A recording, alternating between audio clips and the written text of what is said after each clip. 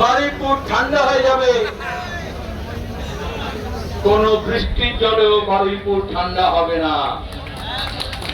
যতক্ষণ না ওই সূর্যপুরে কিশোরীকে যারা ধর্ষণ করেছে, নির্যাতন করে, মমতা ব্যানার্জিও পার পায়নি। লাল ঝান্ডার বিরুদ্ধে ৮০,০০০ মামলা করেছিল এই পুলিশ।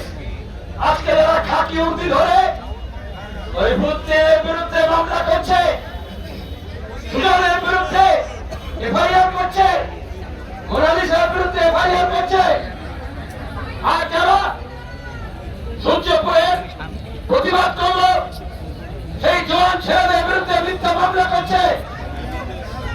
যদি ৮০,০০০ মিথ্যা মামলা করো, লাল ঝান্ডাকে শেষ করতে পারেনি মমতা, তাহলে শুভেন্দু এই ৮টা মিথ্যা মামলা করে লাল ঝান্ডাকে শেষ করতে পারবে না। আসলে মমতা শুভেন্দু একই গোয়ালের গরু।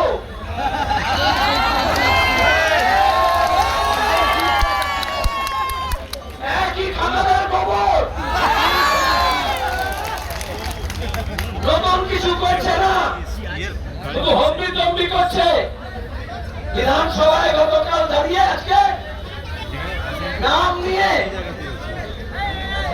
কজন মুসলমান গিয়েছিল, কালকে ছাত্র যুব কর্পোরেশন মিছিলে ওই দালাল পুলিশকে দিয়ে নাম নিয়েছি।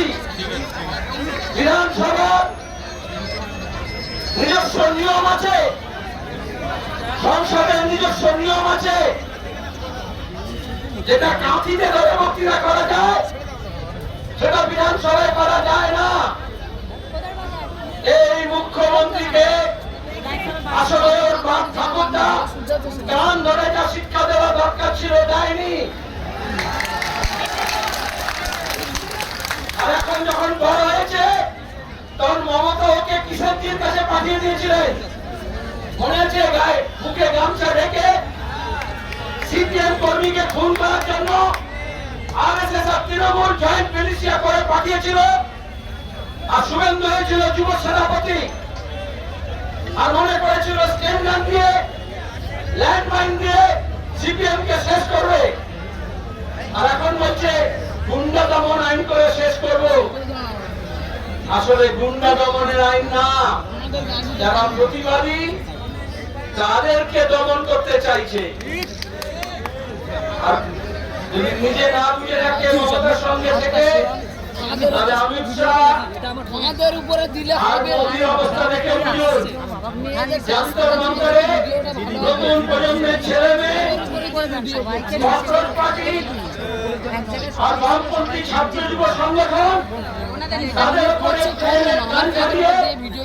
মিথ্যা মামলা দিয়ে জনমন্ত্রীকে ধরে তুলে নিয়ে গিয়ে ব্যারিকেড করে টিয়ার গ্যাস করে জল কামান দিয়ে ভেবেছিল সব ভেস্তে দেবে। ওদের নিজেদের গেম প্ল্যান ভেস্তে গিয়েছে।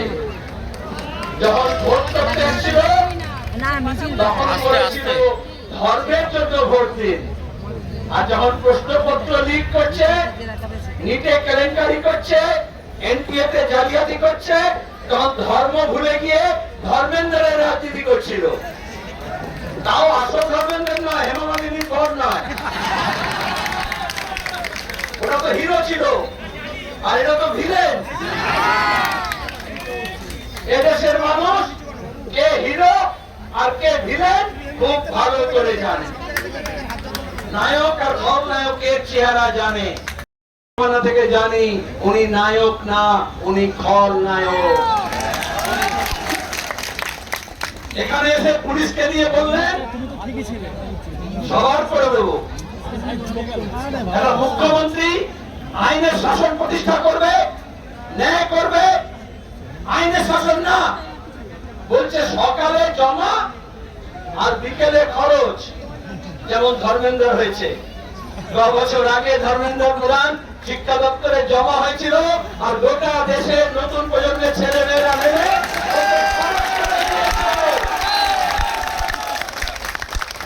এবার শুভেন্দু বাবু আপনার মন্ত্রিসভার লোককে আর এইসব এসপি ডিএসপি ডিজি কে বলছি আপনার জমার খাতায় যাবেন না খরচের খাতায় যাবেন? আর আমরা যখন খরচ বলি ওটা পুলিশের গুলিতে এনকাউন্টার না, আমরা এনকাউন্টারের বিরুদ্ধে। যোগী অনেক এনকাউন্টার করেছে, এখানে বিজেপি বললো এখানে এনকাউন্টার রাজ করব। এখনো সবচেয়ে বেশি ধর্ষণ, খুন, তোলাবাজি, রাহাজানি ওই উত্তরপ্রদেশে হচ্ছে। এই পুলিশগুলোকে বলে দিচ্ছি, এনকাউন্টার করে কখনো আইনের শাসন প্রতিষ্ঠা হয় না। আর ওদের এনকাউন্টারের তত্ত্ব আর গুন্ডা দমনের তত্ত্ব আর মিথ্যা মামলার তত্ত্বকে আমরা আইনের পথে শুধরে দেব। এই লায়েক আলীকে মনে করছে পুলিশ কাস্টাডি দিয়ে দেশের মানুষকে বোঝাবে এখন ধর্ষণ মামলাকে সব ঠিকঠাক করে দিলাম। ওরে মমতাও অভয়াকাণ্ডে আর্জি করার পরে মনে করেছিল এই পুলিশকে দিয়ে সাক্ষী সাবুত লোপাট করে আর একটা সঞ্জয়কে ফাঁসি দিয়ে সব কাম তামাম হয়ে যাবে। কাম তামাম হয়নি, মমতার খেল তামাম হয়ে গিয়েছে। কোনটা সত্য আর কোনটা মিথ্যা জানে। আর এই সত্যকে মিথ্যা বলতে আর মিথ্যাকে সত্য বলে চালাবার জন্য এরা যেটা পারে সেটা হচ্ছে সাম্প্রদায়িকতার সুরসুরি। হিন্দু মুসলমানের কথা বলা, বারুইপুরের ঘটনায় যারা প্রতিবাদ করেছিল, ধর্ষণের বিরুদ্ধে প্রতিবাদ করেছিল, নাবালিকার উপরে নির্যাতনের বিরুদ্ধে তারা প্রতিবাদ করেছিল, কোন হিন্দু মুসলমানের ব্যাপার ছিল না। কিন্তু বিজেপি সরকার আর তাদের পুলিশ, যে পুলিশ যখন মানুষ এখানে নেমেছিল, কারণ তারা অপরাধীকে ধরার বদলে অপরাধীকে ছেড়ে দিয়েছিল।